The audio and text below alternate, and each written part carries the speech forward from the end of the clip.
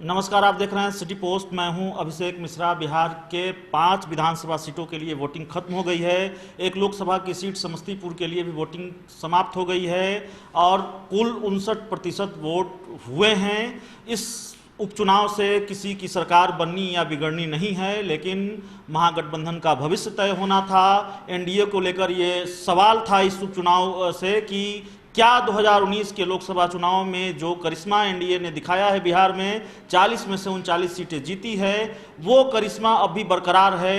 इस उपचुनाव से इन्हीं सवालों के जवाब मिलने हैं। तो महागठबंधन का भविष्य क्या होगा? एनडीए का करिश्मा बरकरार रहेगा इस उपचुनाव का?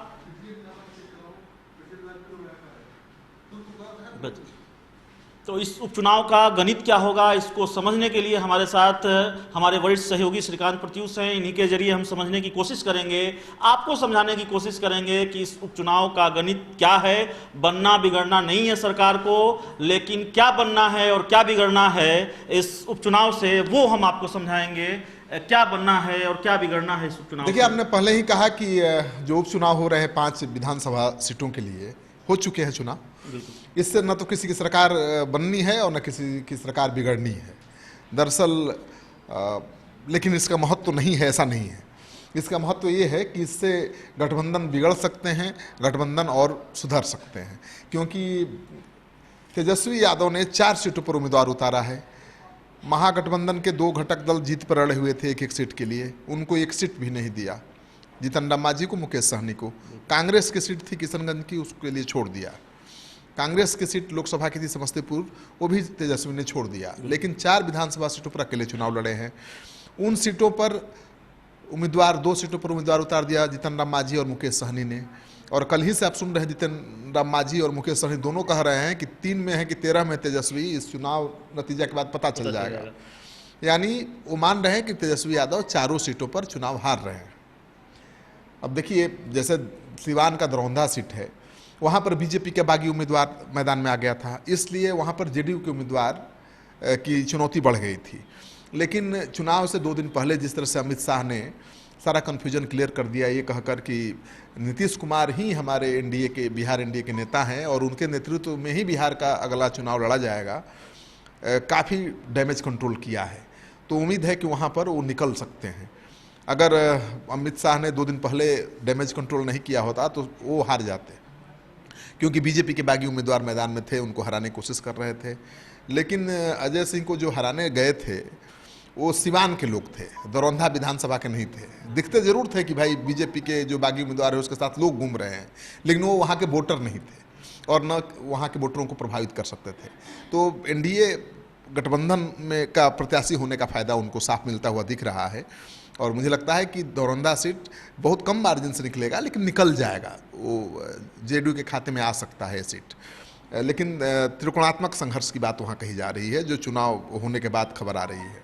इसके बाद आप देख लीजिए, भागलपुर जिले का एक सीट है नाथनगर, वहाँ पर भी कहा जा रहा है कि जेडीयू को एज मिल रहा है। वहाँ पर भी ज़्यादा संभावना है कि जेडीयू आगे है।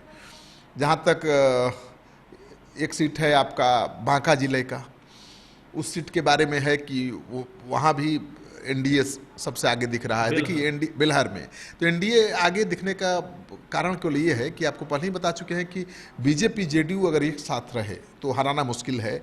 और वैसे हालत में जबकि महागठबंधन में बिखराव है, खुद पार्टी के जो घटक दल है महागठबंधन के, वो खुद दुश्मन बने बैठे हैं, तो ऐसे में तो एनडीए की लड़ाई थोड़ी आसान हो जाती है एनडीए के लिए। तो वो सीट भी हाथ से निकलता हुआ दिख रहा है।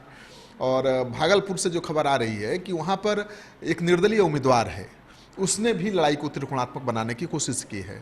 पहले नंबर पर वहाँ एनडीए है, जेडीयू का उम्मीदवार है। दूसरे नंबर पर आरजेडी है। पहले कहा जा रहा था कि तीसरे नंबर पर आरजेडी होगा, दूसरे नंबर पर निर्दलीय होगा, लेकिन ऐसा नहीं है। आज जो वोटिंग हुआ है उसे लगता है कि कांटे का मुकाबला है, बहुत कम मार्जिन से जीत हार होगी। और अब सीट कौन बची? सिमरी बख्तियारपुर में भी जेडीयू के एज मिल रहा है। और सबसे इम्पोर्टेंट सीट है किशनगंज की, क्योंकि वो कांग्रेस की सिटिंग सीट है। अब वो एमपी बन गए हैं, उनकी पत्नी लड़ी है चुनाव, तो कहा जा रहा था कि वो सीट जीत जाएंगे, लेकिन वहाँ पर एमआईएम ने कांग्रेस की चुनौती बढ़ा दी है, क्योंकि एमआईएम का अच्छा खासा प्रभाव है वहाँ पर। एमआईए का कैंडिडेट है, उम्मीदवार है, उसी से लड़ाई हो गई है। बात समझिए, वहाँ लड़ाई में वही है। और जो भी निर्दलीय उम्मीदवार खड़े हुए थे अल्पसंख्यक समाज के, उन्होंने समर्थन कर दिया है एमआईएम का, तो चुनौती बढ़। वहाँ अगर आरजेडी लड़ता तो शायद वो सीट निकल जाती, खुद आरजेडी लड़ता तो सीट निकल जाती, क्योंकि वहाँ पर बीजेपी ने जो हिंदू वोटर हैं उनका जो है गोलबंदी हो गई है बीजेपी एनडीए के पक्ष में, और एक तरफ अल्पसंख्यक उम्मीदवार है कांग्रेस का, तो ठीक है अल्पसंख्यकों का वोट में डिवीजन हो गया, हिंदू वोटरों की गोलबंदी हो गई, इस वजह से वहाँ भी खेल बिगड़ता हुआ दिख रहा है। लेकिन हालांकि दावे के साथ नहीं कहा जा सकता कि कांग्रेस हार जाएगी, लेकिन जितना दावे के साथ कहा जा रहा था कि कांग्रेस जीत जाएगी, नहीं कहा जा सकता है। इंतजार करना पड़ेगा, आप इंतजार। आरजेडी के अंदर खाने भी कुछ बिगड़ता हुआ देख रहे हैं क्या उपचुनाव के नतीजों के बाद? जिस तरीके से तेजस्वी यादव के नेतृत्व पर सवाल उठता रहा है, ईगो छोड़ने की बात सलाह देते रहे हैं पार्टी के बड़े नेता, अगर परिणाम 2019 के लोकसभा चुनाव की तरह हुआ तो आरजेडी में क्या बनता बिगड़ता देखिए आरजेडी में क्या बनने बिगड़ने वाला है। चुनाव के नतीजे आने के पहले ही जो बिगड़ना था बिगड़ चुका है। जीतन राम मांझी अलग राह ले चुके हैं और वो कह रहे हैं कि अकेले भी चुनाव मैदान में उतर सकते हैं। सन ऑफ मल्लाह मुकेश सहनी भी दुखी हैं और वो तेजस्वी यादव को औकात बता रहे हैं। तो मुझे लगता है कि इससे ज़्यादा कुछ बिगड़ने वाला नहीं है। लेकिन तेजस्वी यादव भी अपने घटक दलों को टेस्ट करना चाहते थे इस चुनाव में कि भाई आप में अगर दम है, आपका वोट बैंक है, तो आप अकेले चुनाव लड़िए और दिखा दीजिए। वही हुआ।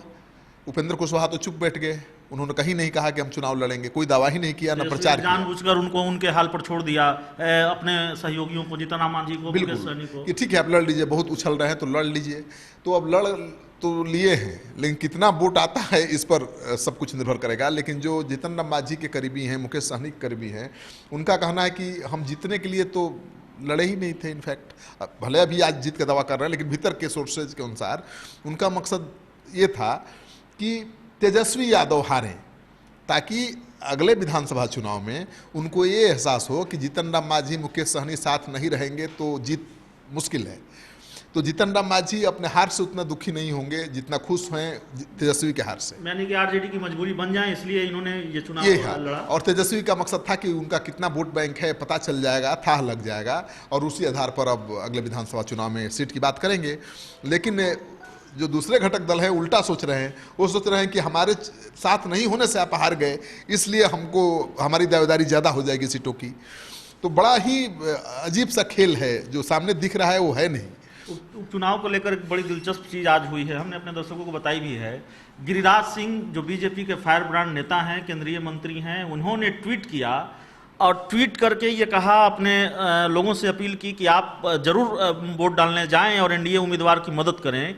एक तरह से आप कहें तो अप्रत्यक्ष रूप से उन्होंने जेडीयू उम्मीदवारों की मदद करने की बात भी कही है, क्योंकि सबसे ज्यादा उम्मीदवार तो जेडीयू से हैं। बिल्कुल बिल्कुल। अभी जो उपचुनाव हो रहा है 5 सीटों के लिए हो रहा है, 1 सीट पर केवल बीजेपी है और 4 सीटों पर जेडीयू के उम्मीदवार है। तो उनका अपील तो बिल्कुल गठबंधन के लिए है। उसका फायदा कितना मिलेगा ये कहना बड़ा मुश्किल है, क्योंकि जब अमित शाह जैसे बड़ा नेता ही कह चुका है कि भाई हम एक हैं, एक रहेंगे, एक साथ चुनाव लड़ना है, एक साथ अभी रहना है, तो जो कन्फ्यूजन था वो दूर हो चुका था। लेकिन गिरिराज सिंह जो लगातार नीतीश कुमार के खिलाफ मोर्चा खोले हुए थे, उन्होंने अगर वोट मांगा है वोटिंग से पहले, तो ये मायने रखता है, मतलब उन्होंने भी अपने स्टैंड में तब्दीली की है। वैसे भी वो कहते रहे हैं कि केंद्रीय नेतृत्व जो तय करेगा वो सबको मानना है, उसी पर काम करना है।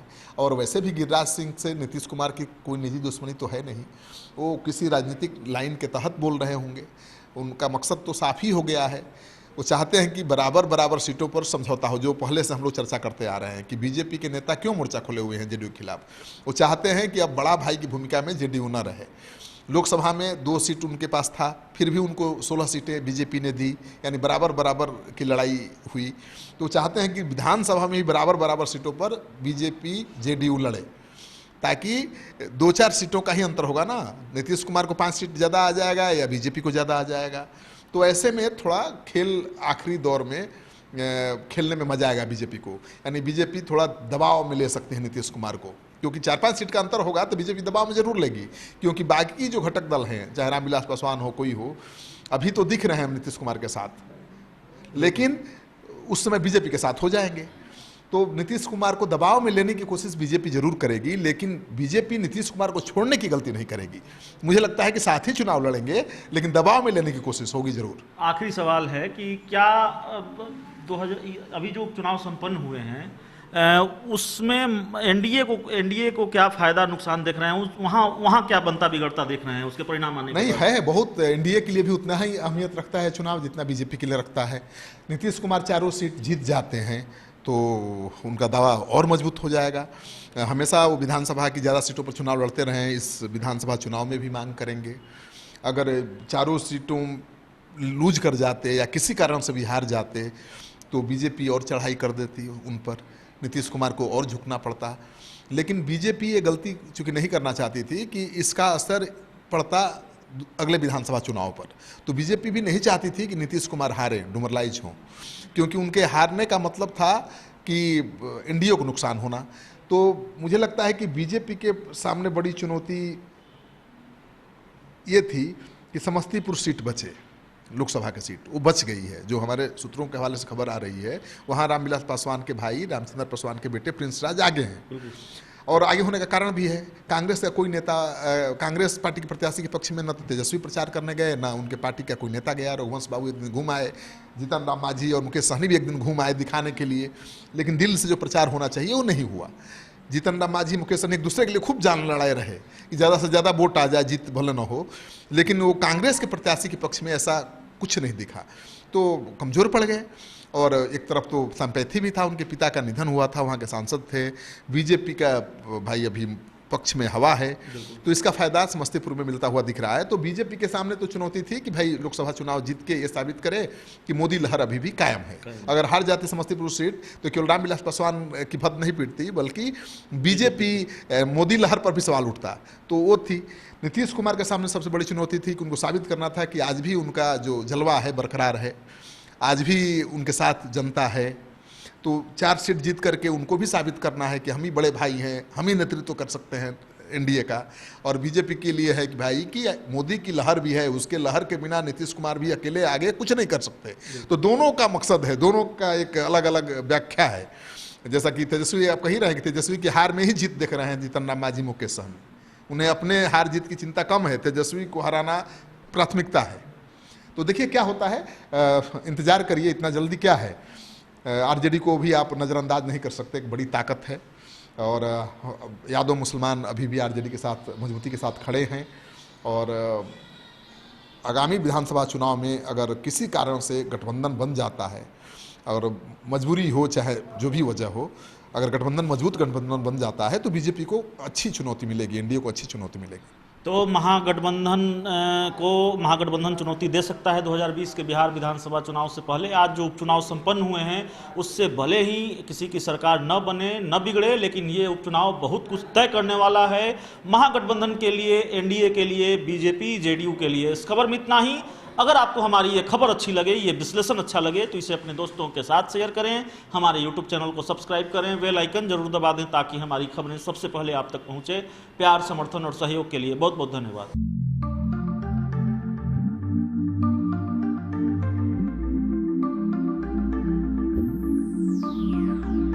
चलो चलते हैं।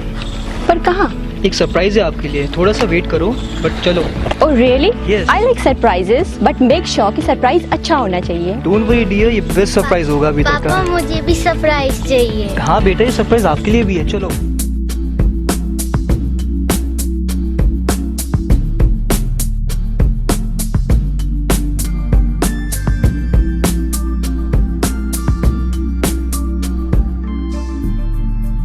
बताओ कैसा लगा?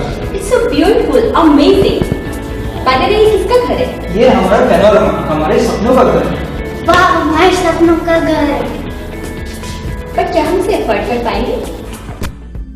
Hello sir, hello ma'am. Panorama township की यही खासियत है कि ये बिल्कुल ही अफोर्डेबल है।